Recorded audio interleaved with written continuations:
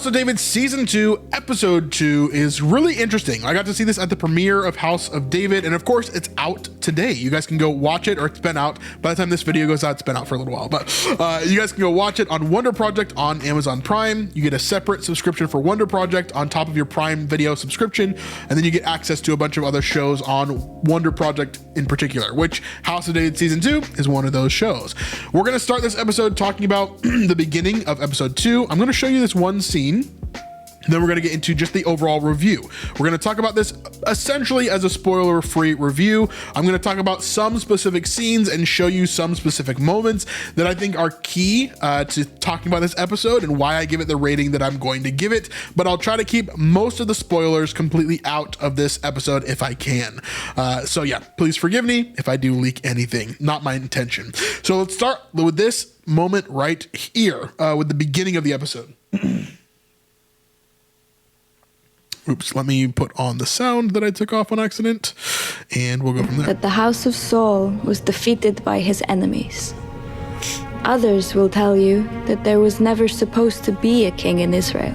All right, so here we have another Michal opening.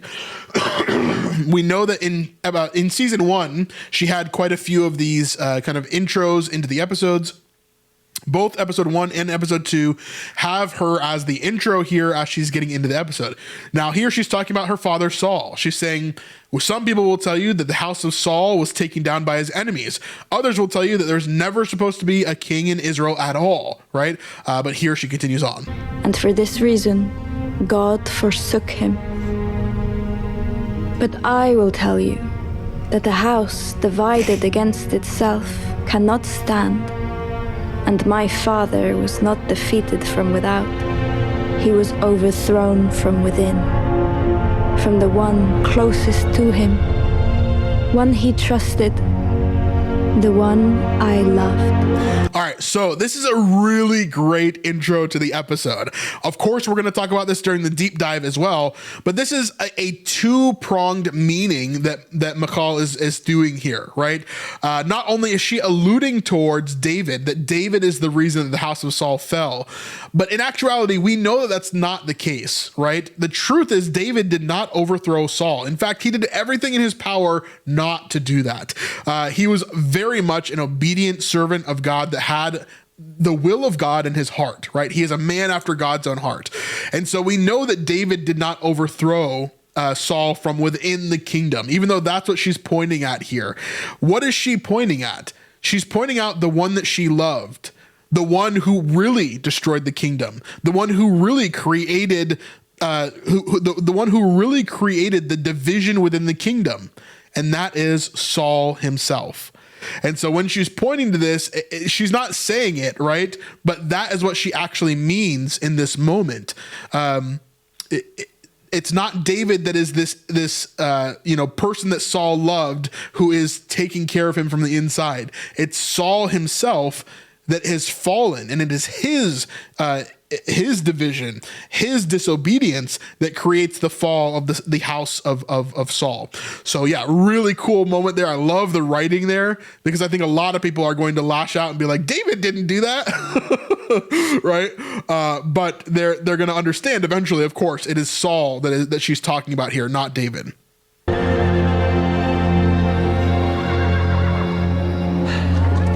Abner, what troubles him? Many things that trouble the king. I'm sure seeing you will remedy them. All right, so at this point, I'll kind of, we're going to see in a second here. This is the very beginning of the episode. This is a flash forward, okay? So just a heads up, so we're in the right timeline here. We're not going to break down everything, but I do want to mention that here. We do see David with his lyre again coming to help Saul as he's being tormented yet again in the future here.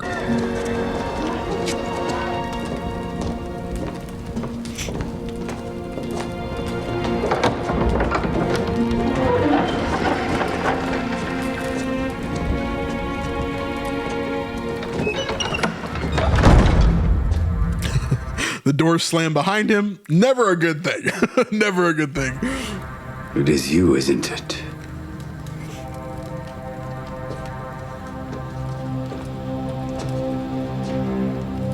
My king? I loved you, trusted you, and still you betrayed me. My king, I am loyal to you. As I always have been.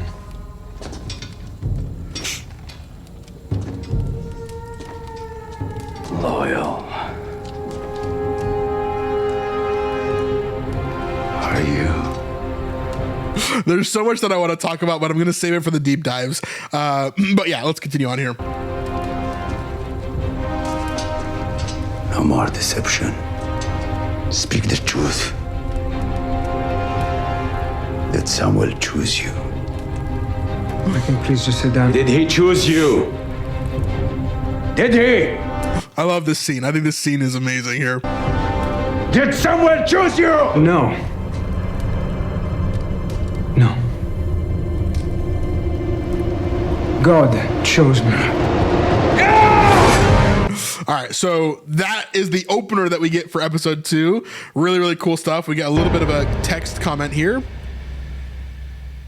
1 year earlier. So we know that a year from what we're watching currently in the episode, right after the killing of Goliath and the winning of the war here, is when we are starting this episode, is when the ending beat of this arc is going to be, right? So my guess is that, of course, I haven't seen the end of the season. My guess is that this is where we're going to end the entire season, is where Saul is attacking David. David is then ostracized and banished, and he has to run in fear of his life, right? That is where I think that we're going to get the end of this season, which makes a lot of sense for the life of David, right? You have David the poet, David the shepherd, right? Then you have David the warrior, then you have David the king, and I think that is how these first kind of 3 seasons are going to lead up to. This season is going to end with David becoming that warrior and fulfilling that. Then season 3, I think, is going to end with him becoming king and him fulfilling that, and so that's kind of what we're seeing him there. But really, really cool opener here. I loved the voiceover from Michal. Loved the opener of Saul here. Part of me does wish that this had just been in the finale of the season or in episode 7 or 8, wherever that was going to land. I do kind of wish they would have left it there instead of putting it so early, because I think it would have hit way harder having it be in that moment, especially with that line, "No, God chose me," right? Like this really intense line there. I wish that would have been a little bit forward. Now, let's talk about the overall episode, what we're looking at here in terms of storyline. Again, we're going to stay out of spoilers here. Generally, what we're looking at is a lot of character development and character moments, really small character moments all throughout this entire episode. There is 1, 2, 3, 4, 5, 6, 7, 8, 9, 10, 11, 12-ish.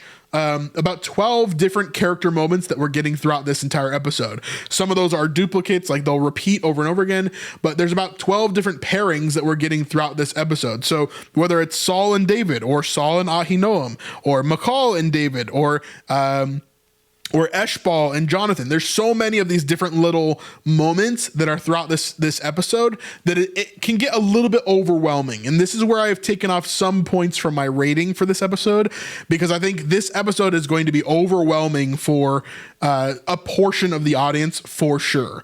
They're going to get overwhelmed by the number of characters. They're going to get overwhelmed by all the different storylines and where they're pointing to biblically.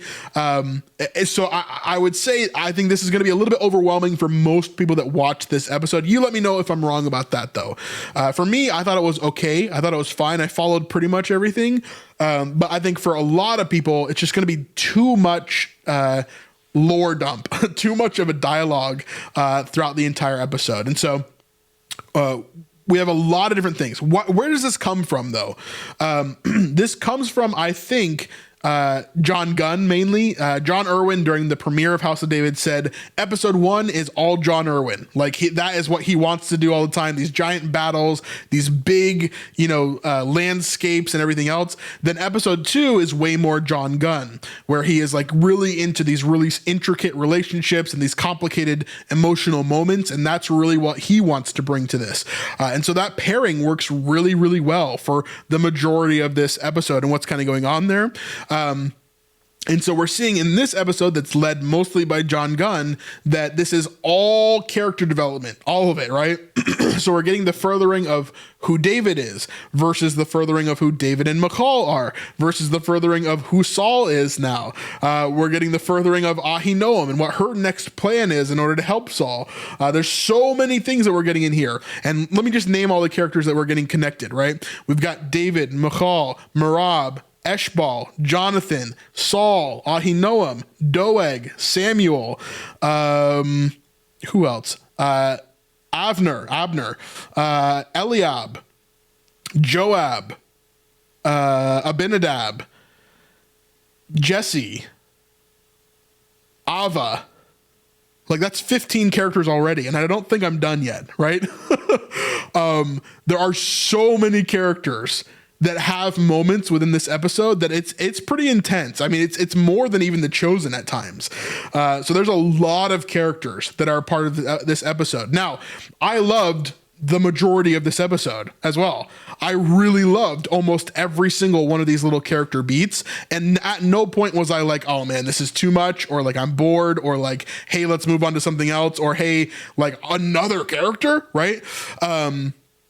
So yeah, I missed Akish and the people that are associated with Akish as well. Dagonar is a new character that we see here. So there's a lot of different characters that are being either introduced or reintroduced. Like for example, Eshbal and Ahinoam, they weren't really in episode 1, but now they're back in episode 2. And so yeah, there's a lot of people within this episode that just fill up a lot of time.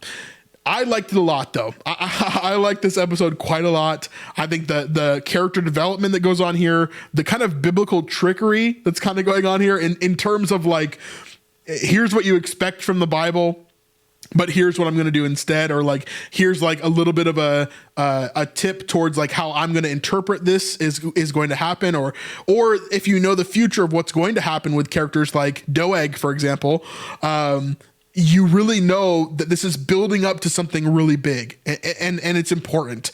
And so that is a piece of this as well, where all of that ties into some crazy things that are going to happen. Okay. And so the buildup of those things, the little Easter eggs that are throughout this episode, I'm going to have so much fun going through and deep diving this episode, because there's going to be so many little nuggets that we can pull out and talk about. Right. And so there's a lot to come with that. Okay. But I love it. Really, really, really, really love it. I am going to rate this episode pretty highly, because of the little Easter eggs and the things that I really love throughout here, that are part of my sleuth nature. Right. Now let's talk about, again, the elephant in the room, which is AI. In this episode as well, we talked about in episode 1, how there's some AIE stuff. In episode 2, there is also some AIE stuff, and I would say it's just as bad, right? It's right around that same level that we saw in episode 1. And so let's kind of go into this, and I'll show you the part here. So a lot of these wide shots, by the way, once you see it, you're not going to be able to unsee it. So I'm sorry about that. But a lot of these wide shots, most of them are AI generated. Okay. You can kind of see that within some of the details, or the certain way that AI kind of makes buildings or trees or structures or land masses, how it lights certain things, how the details of certain things go. You can just tell that it's AI generated. Now, this is not the scene I'm talking about. I think most people will not recognize this. Most people will not notice this type of AI. But there's more that we're going to talk about here. Fortress of Gibeah here. So we have here the soldiers coming in, and of course, here is Saul on a horse, kind of riding through.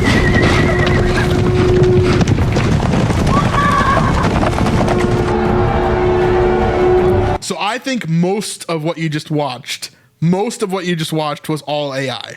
Okay, the last like 3 or 4 shots that we just looked at, almost all of those shots were AI. Where I noticed it most was actually coming up in a moment here, though. So that's obviously real here. This is obviously real here. Not so sure about that shot. this shot, I'm going to let this play through a couple of times and we'll just watch it back, okay? This shot was the most AI shot I've ever seen in my life. Not the most. I think most people are not going to notice it. But for me, watching it in the theater on the big screen and then watching it again at home, even in the theater, watching it for the very first time, this threw me off. This was like a really weird thing. And I'll tell you what to look out for whenever you're watching these things, okay? Let me zoom out a little bit so you can see the whole thing. I want you to look like here, with these arms that are outstretched over here, as well as the legs of the horses, okay?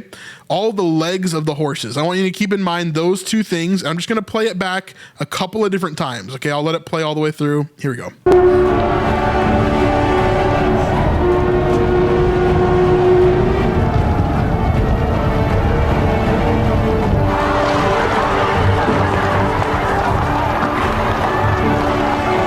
All right, let's play that one more time here.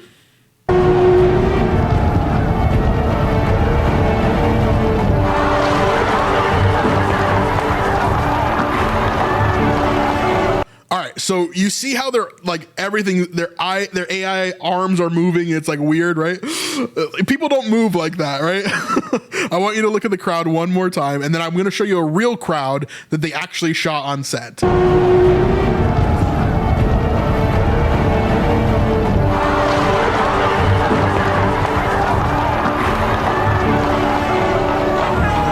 All right, so that's the AI crowd there. Now here you're seeing that we have a couple of horses on set. They clearly didn't have 100 horses on set. That's why they're using the AI. I totally understand why they're using it. Not yelling at them for using it. I just don't think it's quite there to use in a product that needs to be this quality yet.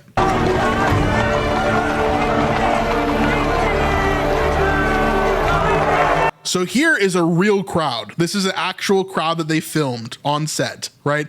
Look at the difference between their hands and what they do and how they shout. Like, it obviously is real.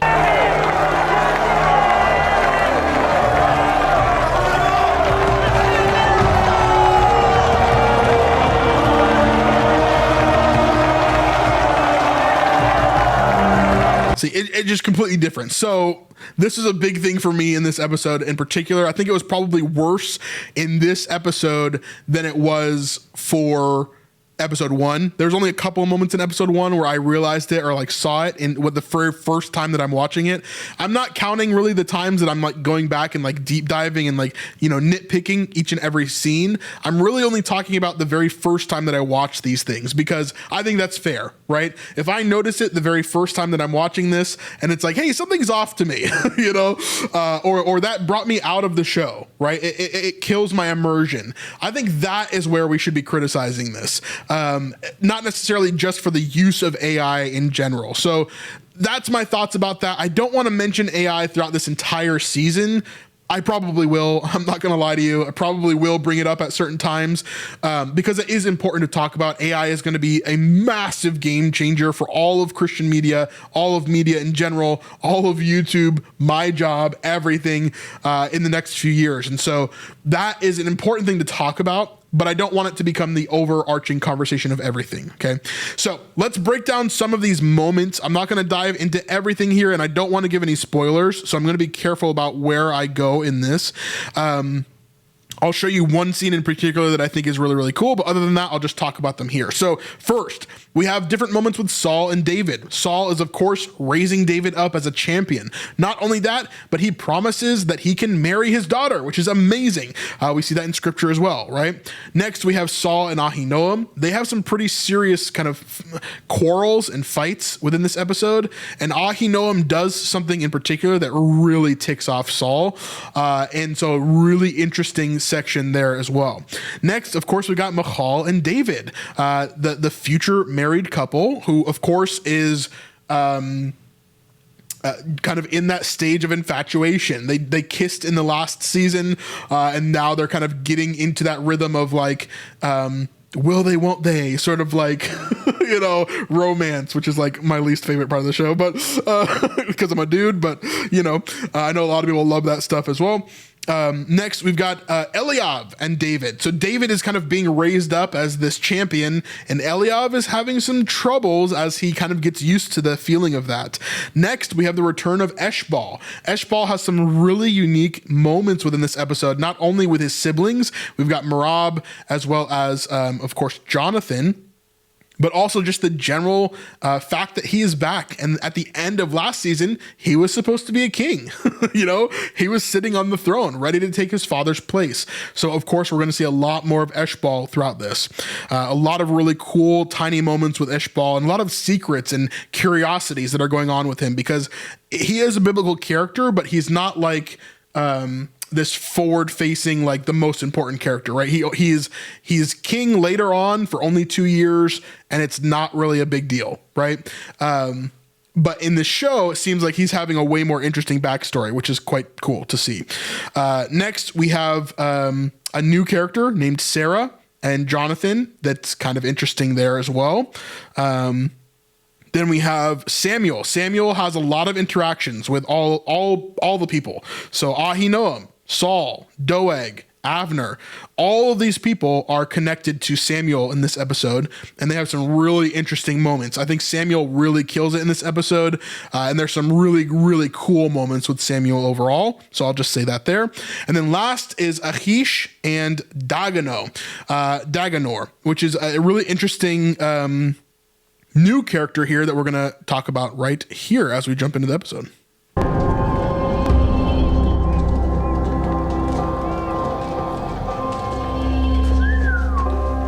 Daganor. Be thankful you still have a throne to sit on. Throwing away the lives of so many men has consequences. All right, I'm going to skip forward, not to spoil anything here, but we're going to get to this point here where Daganor wants to make a point to Achish. Point. Azor.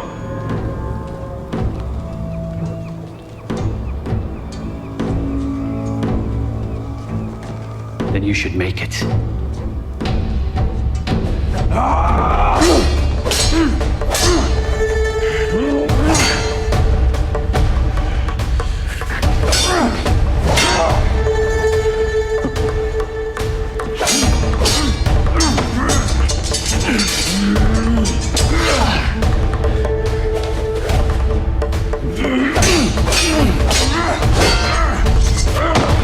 So really great choreography, really great fighting here. You had the right idea. Love the storytelling here through the swords. You just used the wrong weapon.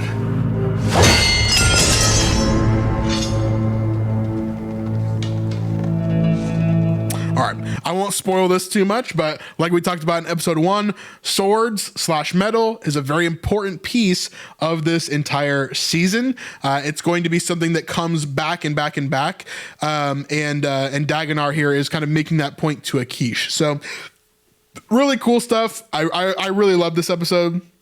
I think overall, it's one of my favorite kind of moments. The ending of this episode is chef's kiss. Like, it's just so good. I love the way that they built this up. The ending of this episode is really great as well.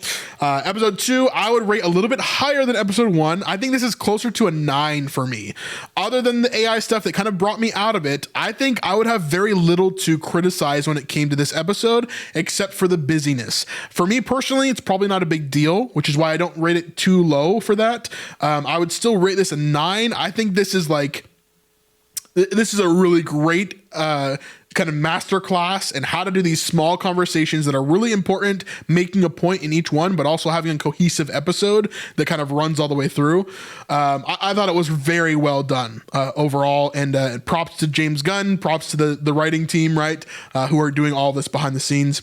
Really, really great overall. 9 out of 10 for me. Episode 2, really solid. Like I said, if you want to get Wonder Project and check out these episodes, I encourage you, support these projects, support what they're doing, right? Just like I say with The Chosen. If you like The Chosen, go support what they do. Buy the stuff, go to the events, whatever you want to do, right? If you've got the money to do it, please support. We want more Christian projects like this. And I'm not just saying that because it's my job. I'm saying that because I love projects like this. I love deep diving into this stuff, talking about the little nitty-gritty details, breaking it down for you guys and bringing it to where we can actually discuss it and talk about it, right? There's so much more that I want to break down with House of David. There's so much more that we're going to talk about. So keep it on your schedules to come back to the channel, subscribe if you haven't already.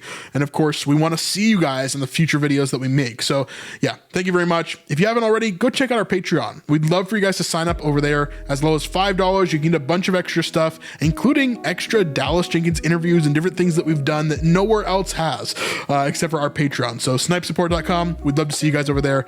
Check out another video of ours as well. YouTube thinks you'll like this one right here. We'll see you guys on the next one. Peace.